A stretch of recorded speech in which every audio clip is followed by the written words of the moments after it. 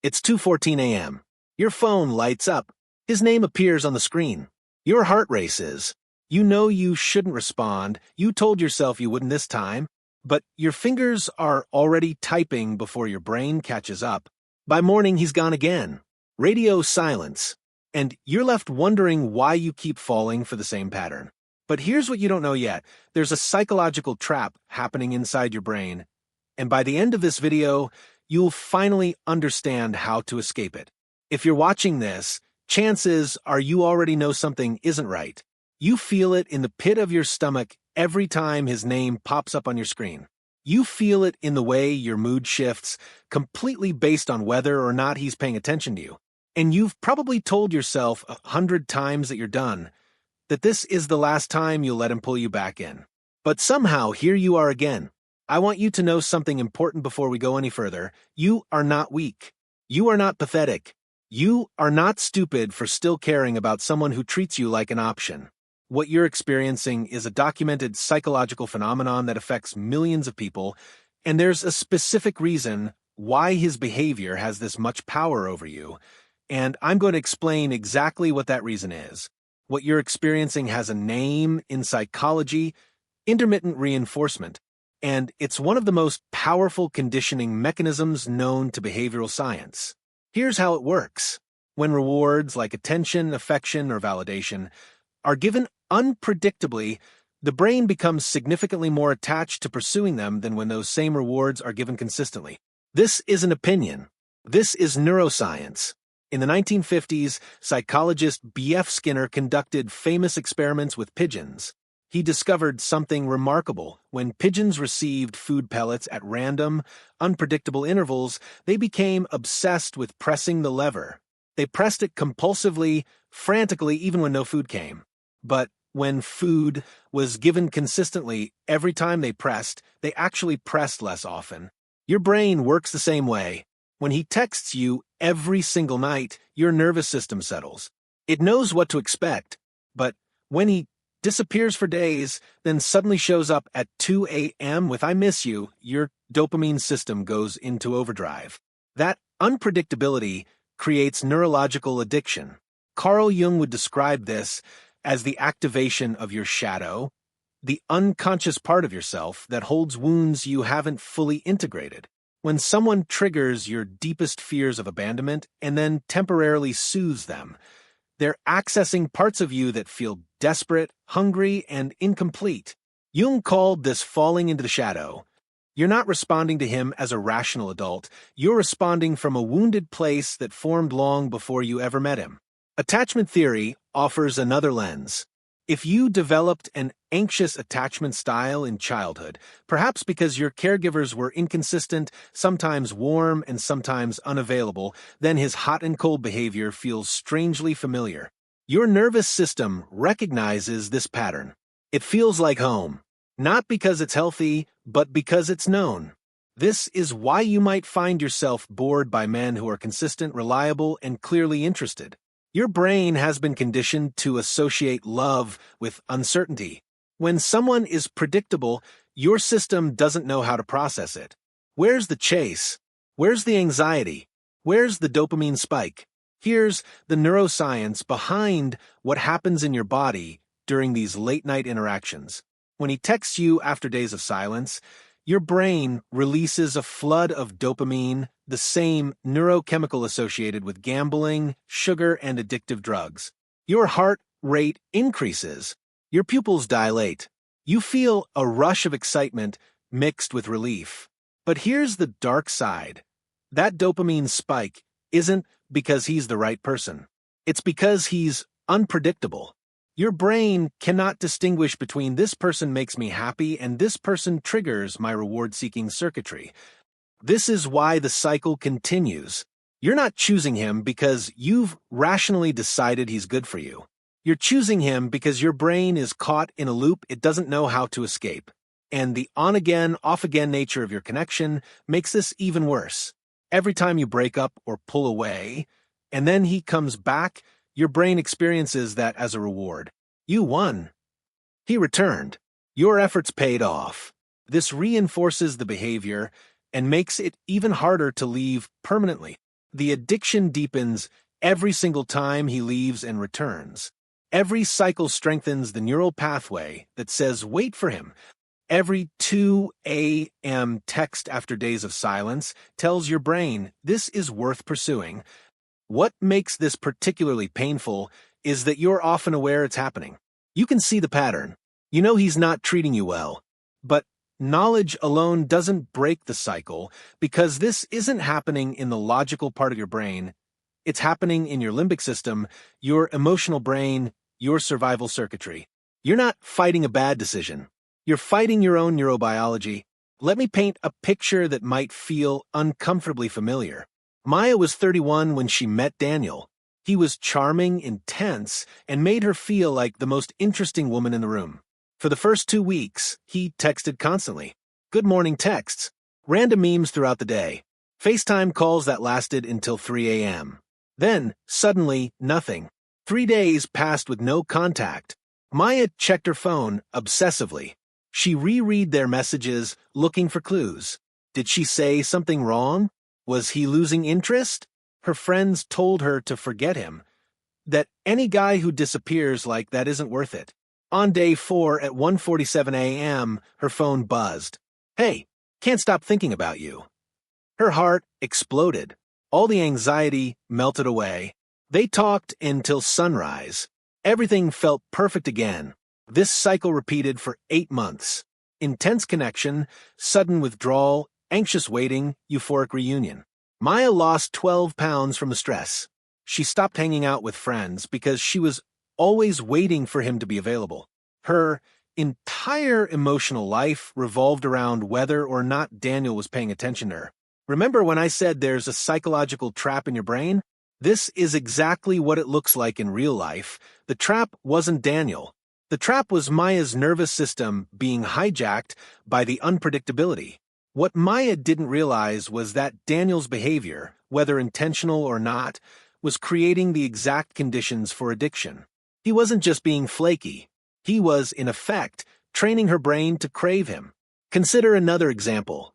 Sarah and James had been in an on-again, off-again relationship for 3 years.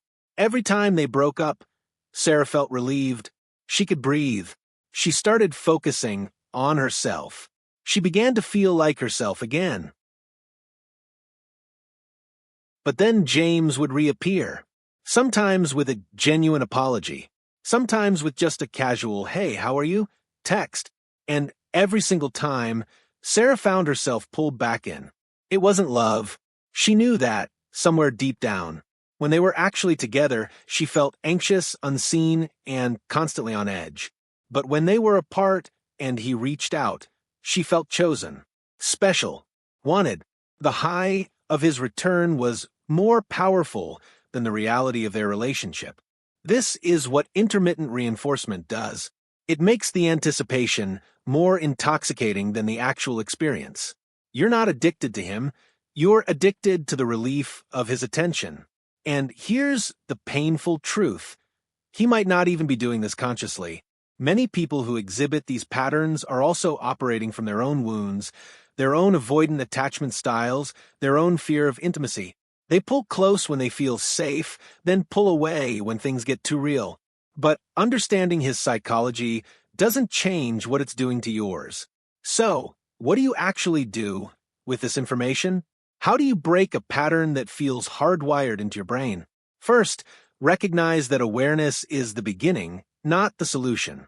You can understand intermittent reinforcement intellectually and still find yourself responding to his 2 a.m. texts. You can know that your attachment style is anxious and still feel pulled toward unavailable people. Knowledge helps, and it's not enough by itself. The real work happens in the body, not just the mind. Step 1. Create a pattern interrupt.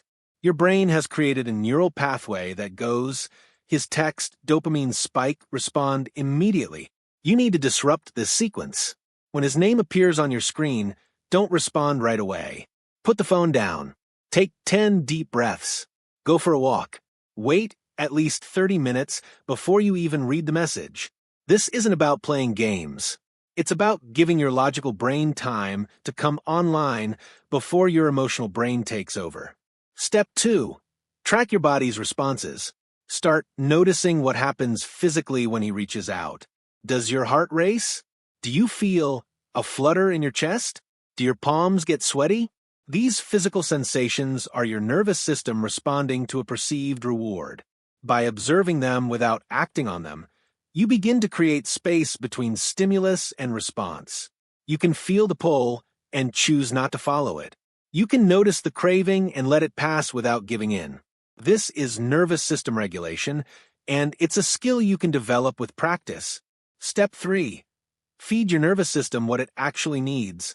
Part of why his attention feels so powerful is because you might be running on an empty tank.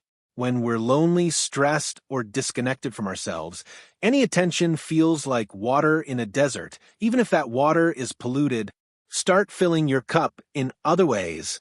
Meaningful friendships, creative expression, physical movement, meditation, therapy. The more resourced you feel, the less you'll need his crumbs to survive. You can miss him and recognize that missing someone doesn't mean they're right for you. You can love him and acknowledge that love isn't enough to build a healthy relationship. You can want to respond and choose your peace instead. Step 4. Reframe what winning looks like. Right now, your brain interprets his return as a victory. You waited and he came back. Your patience paid off. But what did you actually win? More anxiety, more uncertainty, more of the same cycle. Real winning is peace. Real winning is consistency. Real winning is a relationship where you don't have to check your phone every 5 minutes wondering if today will be the day he disappears again. Step 5. Grieve the fantasy. This might be the hardest part. Part of what keeps you attached isn't him as he actually is. It's him as you imagined he could be. The potential. The version of the relationship that exists in your mind when things are good. You need to grieve that fantasy. Sit with the sadness of accepting that this person, as they currently show up, cannot give you what you need. This grief is necessary. It's part of letting go. You can honor the love you felt and accept that it wasn't enough. You can appreciate the good moments and recognize they don't cancel out the painful ones. You can be grateful for what you learned and still choose to walk away. Step 6. Establish non-negotiable boundaries and mean them. Decide what you will and won't accept and communicate those boundaries clearly, not as an ultimatum, but as information about your own standards. I'm not available for relationships where I only hear from someone late at night. I need consistent communication to feel secure. His response to your boundaries will tell you everything you need to know. You can love someone and require them to meet your needs. You can be understanding of their struggles and refuse to sacrifice yourself for them. You can have compassion for their wounds and protect yourself from being wounded further. Step 7. Get support. You don't have to do this alone. Therapists, coaches, support groups, trusted friends, these people can help you stay accountable when your brain is screaming at you to respond. They can remind you of your worth when he's making you question it. Healing from this kind of pattern is possible, but it requires consistent effort, self-compassion, and often a community of people who understand what you're going through.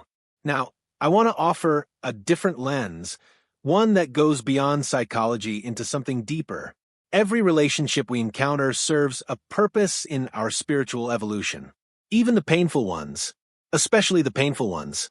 From a spiritual perspective, this man in your life isn't just a random person causing you pain. He's a mirror reflecting back parts of yourself that are ready to be healed. He's showing you your wounds around worthiness, around abandonment, around the belief that you have to earn love. Carl Jung spoke about the concept of individuation, the process of integrating all parts of ourselves, including the shadow aspects we'd rather not acknowledge. This relationship is inviting you into that process. It's asking you to face the parts of yourself that feel unlovable, that expect inconsistency, that believe you don't deserve sustained attention. This isn't happening to punish you. It's happening to awaken you. There's a concept in many spiritual traditions about divine timing, the idea that everything arrives in our lives exactly when we're ready to receive its lesson. You might look at this cycle and see only pain, but there's another perspective. This pattern became visible because you're finally ready to break it. You couldn't have understood intermittent reinforcement 5 years ago. You wouldn't have been ready to do the deep work required. But something has shifted. You're here, watching this video, seeking answers. That's not coincidence. That's readiness. The universe doesn't bring us challenges we're not equipped to handle. This relationship has pushed you to your limits, and in doing so, it's shown you how strong you actually are. It's shown you how much you've been willing to tolerate. And now, it's inviting you to raise your standards. There's also an energetic component to consider. When two people are connected, especially through intense emotional experiences, energy cords form between them. These cords can keep you attached long after the relationship should have ended. His 2 a.m. texts aren't just texts, they're tugs on that energetic cord, reminders that you're still connected. Part of healing involves consciously releasing these energetic ties. This can be done through meditation, ritual, or simply through the sustained practice of redirecting your attention away from him and toward yourself. The spiritual lesson here might be this: you are being asked to become your own source of validation. You're being asked to stop outsourcing your sense of worth to someone who cannot hold it. You're being asked to find your own foundation, independent of whether he texts you tonight or not.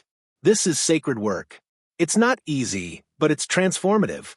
And when you emerge on the other side, no longer reacting to every notification, no longer orienting your life around his attention, you'll understand why this relationship had to happen. It was the teacher you needed, even when it felt like punishment. Let me show you two futures. Both are possible from where you stand right now. Future one, you stay in the cycle. 6 months from now, you're still waiting for those late-night texts. Your phone has become a source of constant anxiety. You've declined opportunities, career moves, friendships, even other relationships, because some part of you is still waiting for him to show up consistently. A year from now, the pattern has gotten worse. He's become bolder in his inconsistency because he's learned there are no consequences. You've taught him, through your continued availability, that he can treat you however he wants, and you'll still be there. 3 years from now, you don't recognize yourself anymore. The vibrant, hopeful person you once were has been replaced by someone anxious, exhausted, and profoundly disconnected from her own life. You've given this situation the best years of your youth, your energy, your optimism, and what do you have to show for it? This isn't meant to scare you. It's meant to show you the trajectory you're on if nothing changes. Future 2, you break the cycle. 6 months from now, you've been no contact for 4 months. The first few weeks were brutal. Your brain screamed at you to reach out, to check his social media, to just send one more text. But you held firm. And slowly, the cravings diminished. You've been seeing a therapist who specializes in attachment. You understand, finally, why you were drawn to this pattern. You've started doing the inner child work, the nervous system regulation, the boundary setting. A year from now, you've started dating again, but differently. You notice when someone is inconsistent, and instead of feeling drawn to the chase, you feel tired of it, bored by it. You no longer confuse anxiety with attraction. You've rewired your understanding of what love feels like. Remember when I mentioned at the beginning that there's a way to escape this trap? Here's what escape actually looks like. You meet someone who texts you good morning and good night. At first, it feels almost boring compared to the intensity you're used to. But then you notice something remarkable. You feel calm, safe, at peace. This is what secure love feels like. Not the roller coaster, not the constant anxiety, just steady presence. And you realize that all those years chasing intensity, you were actually chasing trauma. 3 years from now, you're in a relationship where you never question whether you're wanted, where late-night texts are sweet instead of desperate, where you can go hours without checking your phone because you know deep in your bones that nothing has changed while you weren't looking. You look back at this period of your life, not with shame, but with gratitude, because this pain was the catalyst, this pattern was the teacher, and breaking it was the doorway to everything you actually deserved. The question is, which future do you choose? Here's what I want you to walk away with today. You are not broken for being caught. in this cycle. Your brain is doing exactly what evolution designed it to do: chase unpredictable rewards. But you are not a slave to your neurobiology. You have the capacity for awareness, for choice, for change. The man who only texts you at 2 a.m. isn't offering you love. He's offering you a hit of dopamine wrapped in loneliness. And you deserve so much more than crumbs delivered in the dark.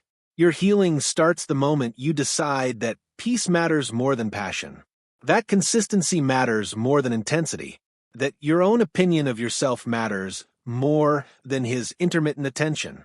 This won't be easy. There will be nights when your phone doesn't light up, and you'll feel the ache of withdrawal. There will be moments when you want to reach out just to feel that temporary relief. The voice in your head will tell you that maybe this time will be different. It won't be different. Not with him. The pattern will only break when you break it. But here's what I know for certain: you are capable of this. You found this video because some part of you is ready. Some part of you knows you deserve more. Trust that part. Let it guide you home. If this video resonated with you, take a moment to subscribe to Shadow Psychology. We explore the hidden patterns that shape our relationships, our emotions, and our lives. You don't have to navigate this alone. And finally, comment below: when did you first realize you were caught in a cycle with someone, and what finally made you see the pattern clearly? I read every comment. Your story might be exactly what someone else needs to hear today. Until next time, take care of your heart. It's the only one you've got.